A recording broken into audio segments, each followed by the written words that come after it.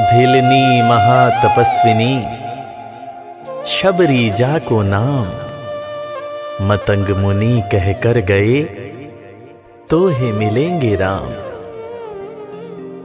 सोने की चिड़िया मां भारती और सत्य सनातन धर्म के सबसे आदर्श पुरुष मर्यादा पुरुषोत्तम भगवान राम, जो वर्षों की तपस्या के बाद ऋषि मुनियों को भी नहीं मिलते, मगर एक भीलनी शबरी के घर स्वयं चल के आके न सिर्फ दर्शन देते हैं बल्कि उस भीलनी के जूठे बेर भी खाते हैं।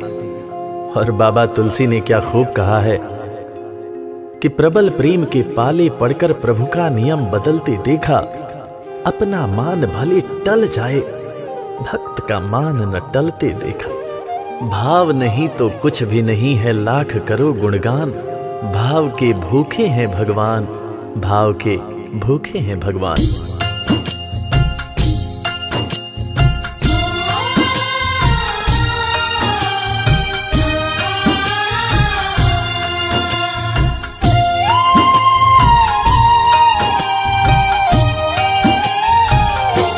भाव के भूखे हैं भगवान, भाव के भूखे हैं भगवान, भाव के भूखे हैं भगवान, भाव के भूखे हैं भगवान। भाव नहीं तो कुछ भी नहीं है, भाव नहीं तो कुछ भी नहीं है, लाख करो गुणगान। भाव के भूखे हैं भगवान, भाव के भूखे हैं भगवान। भाव के भूखे हैं भगवान, भाव के भूखे हैं भगवान।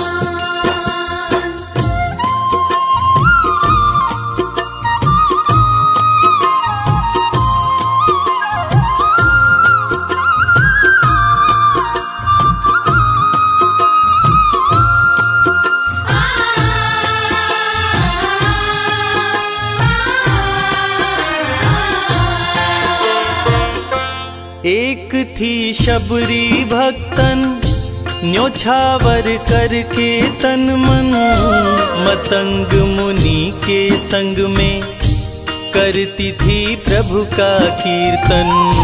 मतंग मुनि के संग में करती थी प्रभु का कीर्तन।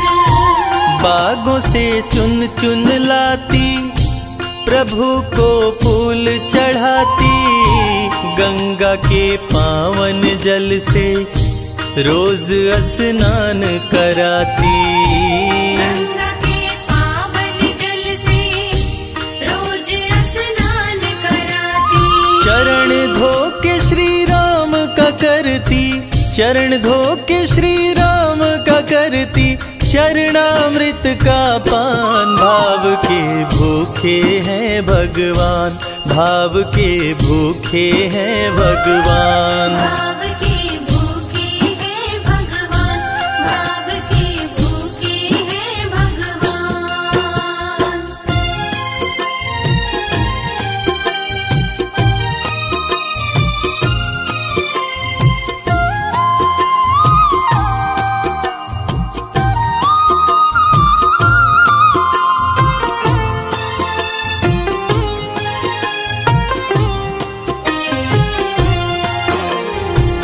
धैर्य एक ऐसा प्रसाद है जो इंसान को महान बना देता है।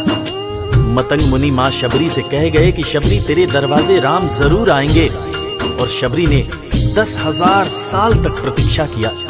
शबरी को देखने वाले न सिर्फ उसे पागल कहते थे बल्कि कहते थे, ये कौन दिखात कुटी मां नारी ते उत जाती है मूद भरी, छिन भीतर बाहर होत छिना सुख सो नहीं बैठत एक घड़ी, यही के तन में कछुपीर भई ये वियोगिन मानस माहि जरी, अब जान पड़ी रघुनाथ के प्रेम की मूर्ति रूप ये है शबरी। मतंग शबरी को बताए, बहु भांति समझाए, सबर कर कुछ दिन शबरी, मिलन के दिन अब आए। सबर कर कुछ दिन शबरी, मिलन के दिन अब आए। राम जी तुमसे मिलेंगे, मेरी कुटिया में आकर शबरी को धैर्य बंधा कर समाधि लिए गुरुवर।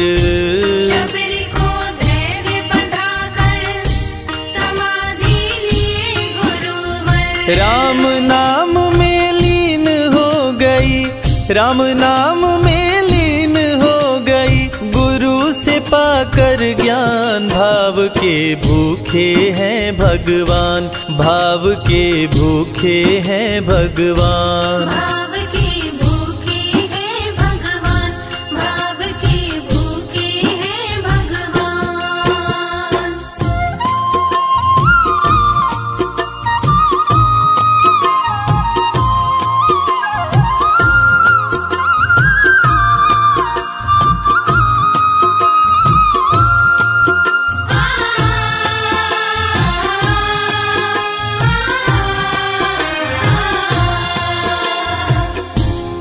माँ शबरी के गुरु महामुनि मतंग जब अपने नश्वर शरीर का त्याग कर रहे थे, तब माँ शबरी ने उनसे पूछा, हे गुरुवर, मुझे मेरे राम कहाँ मिलेंगे?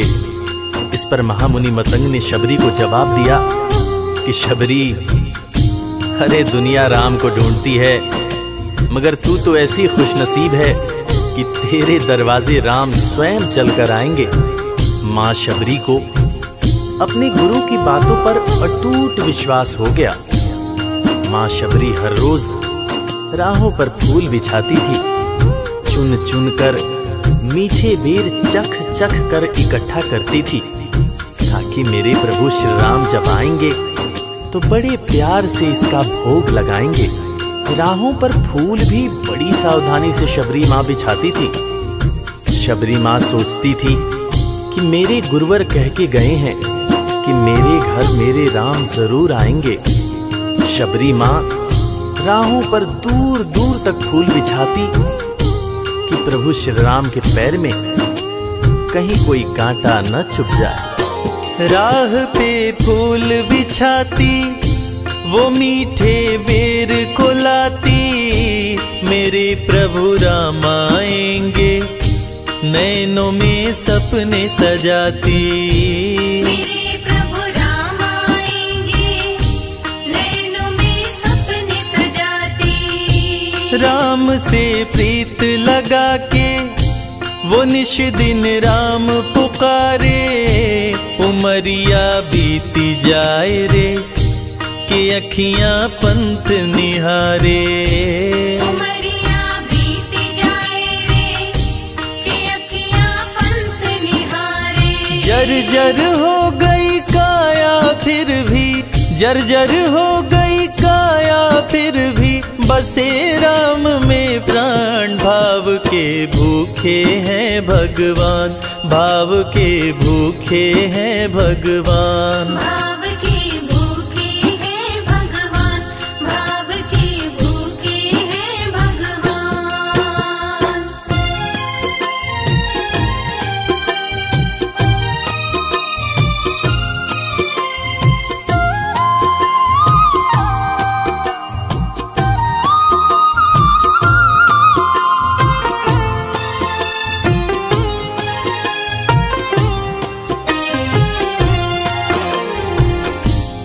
समय समय के साथ बीतता गया। माँ शबरी अब बूढ़ी हो गई। माँ शबरी की उम्र जैसे जैसे बढ़ती गई, प्रभु श्री राम के प्रति उसका प्यार और भी ज्यादा गहरा होता गया। माँ शबरी जो इस जन्म में तो भीलनी हुई थी, मगर अपने पूर्व जन्म में वो एक बहुत बड़े राजा की रानी थी। प्रयागराज, जहां पर कुंभ का मेला लगता है, एक बार वो अपने राजा के साथ उसी कुंभ के मेले को देखने पहुंची। अपने पूर्व जन्म में भी मां शबरी को प्रभु श्री राम से उतना ही ज्यादा प्यार था।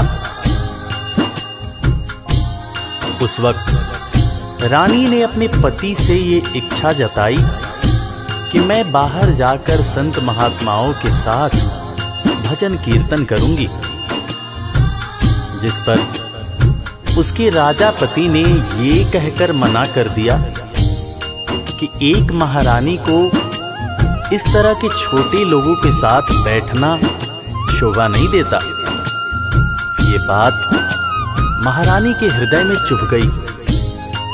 महारानी ने गंगा के पानी में जाकर अपने प्राण त्याग दिए और ईश्वर से कहा, हे मेरे प्रभु, हे मेरे राम, इस जन्म में तो आपने मुझे बहुत खूबसूरत बनाया है, अगले जन्म में चाहे मुझे कुरूप बना देना। इस जन्म में आपने मुझे उच्च कुल में जन्म दिया है, अगले जन्म में चाहे तो मुझे भीलनी बना देना, मगर हे प्रभु, मेरा अगला जन्म जब भी हो मुझे ये सौभाग्य जरूर देना कि मैं तुम्हारे नाम को जपूं, मैं तुम्हारा नाम लूं, मुझ पर कोई बंधन न हो।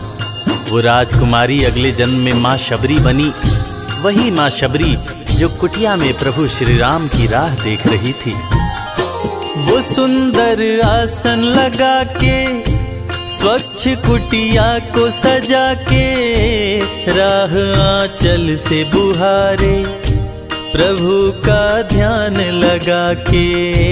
राह आंचल से बुहारे प्रभु का ध्यान लगा के। और ना अब तड़पाओ राम मेरे, आ भी जाओ दरस बिन शबरी व्याकुल, राम मेरे दरस दिखाओ।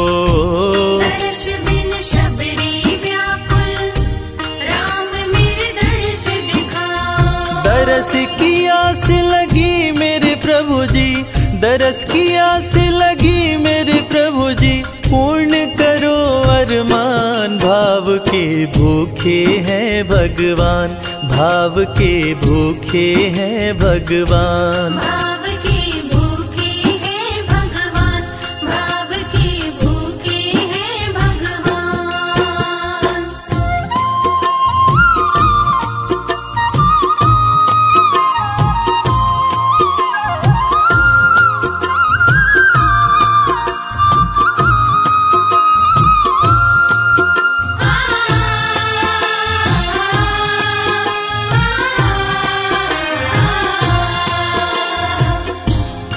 अजगर करे न चाकरी, पंछी करे न काम, दास मलूका कह गए सबके दाता राम। और हम सबके परम पूज्य बाबा तुलसीदास ने रामचरितमानस में भी कहा है, राम से बड़ा राम का नाम। और यही काम माता शबरी दिन रात कर रही थी। बस वो एक ही बात बार बार बोले जा रही थी कि मेरे राम आएंगे, मेरे राम आएंगे। वो हर वक्त हे राम बोलती रहती थी। प्रभु श्री राम जब अपने भाई लखन के साथ माता सीता की खोज में वन में दर दर भटक रहे थे, उनके कानों में ये आवाज गूंजी। उन्होंने अपने भाई लखन से कहा, प्रिय अनुज, ध्यान से सुनो। मेरी एक माता है जो वर्षों से मेरी प्रतीक्षा कर रही है। मैं भी अपनी माता को देखने के लिए बहुत व्याकुल हो रहा हूं। चलो अनुज, माता शबरी की कुटिया में चलते हैं। प्रभु श्री राम माता शबरी की कुटिया में आते हैं। माता शबरी की नजर जब प्रभु श्री राम के ऊपर पड़ती है तो माता की आंखों से खुशियों के आंसू धारा प्रवाह बहने लगते हैं। माता शबरी रो रो के कहने लगती है, मेरे राम आप आ गए, मेरे राम आप आ गए। आंसू भरी आंखों से मां शबरी प्रभु श्री राम और वीर लखन को देखे जा रही थी। दोनों हाथों को जोड़कर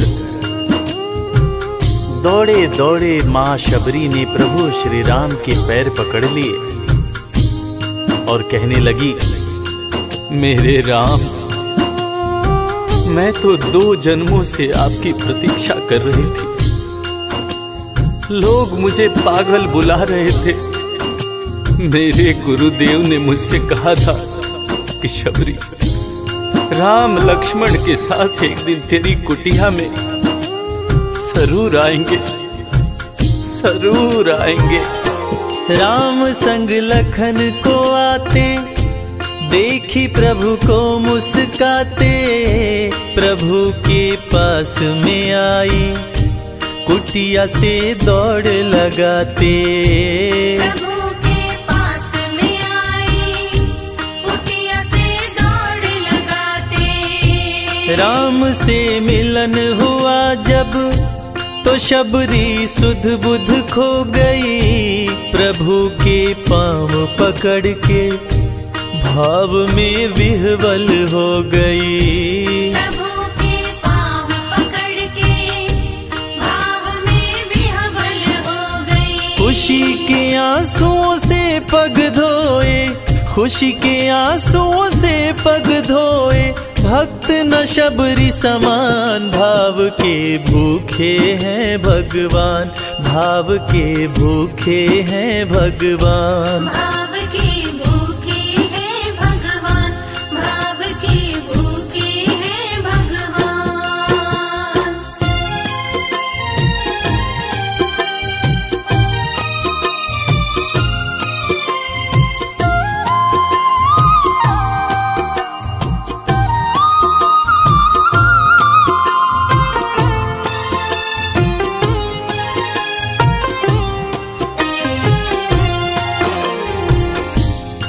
मित्रों, मैं रविराज आप सबको आज एक बात बताना चाहूंगा। वो बात जो मुझे मेरे गुरुदेव फरीद हसन खान साहब ने बताई है, और वो बात ये है कि ईश्वर को हमारी जरूरत नहीं है, हमें ईश्वर की जरूरत है। ईश्वर हमारे बिना भी पूर्ण है, मगर हम ईश्वर के बिना हमेशा ही अपूर्ण हैं। हम पैदा तो इंसान के रूप में होते हैं, मगर अंत में हमें उसी परमात्मा के पास जाना होता है।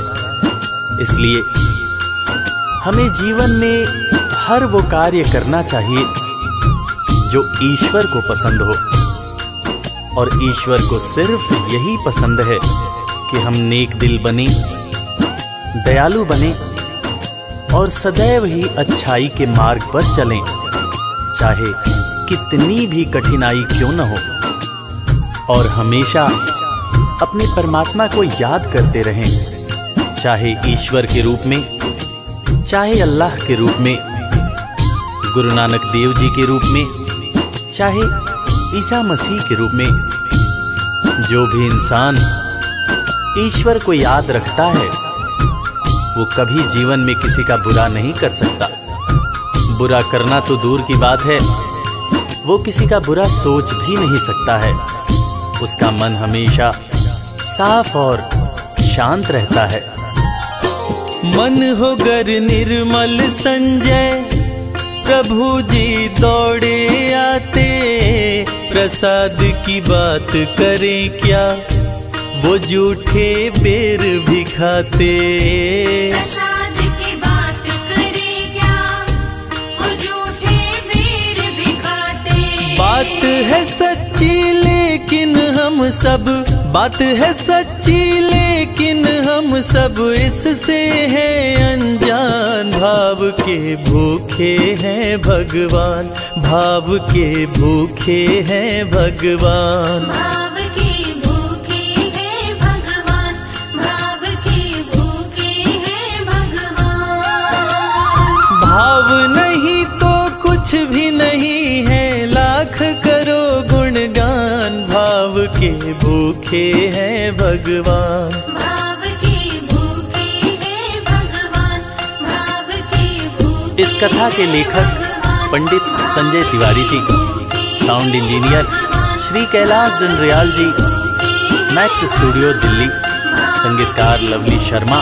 मैं आपका अपना रविराज और वीर म्यूजिक परिवार की तरफ से आप सभी को कोटि कोटि प्रणाम करता हूँ। किसी भी त्रुटि के लिए हम क्षमा प्रार्थी हैं। बोला भक्त और भगवान की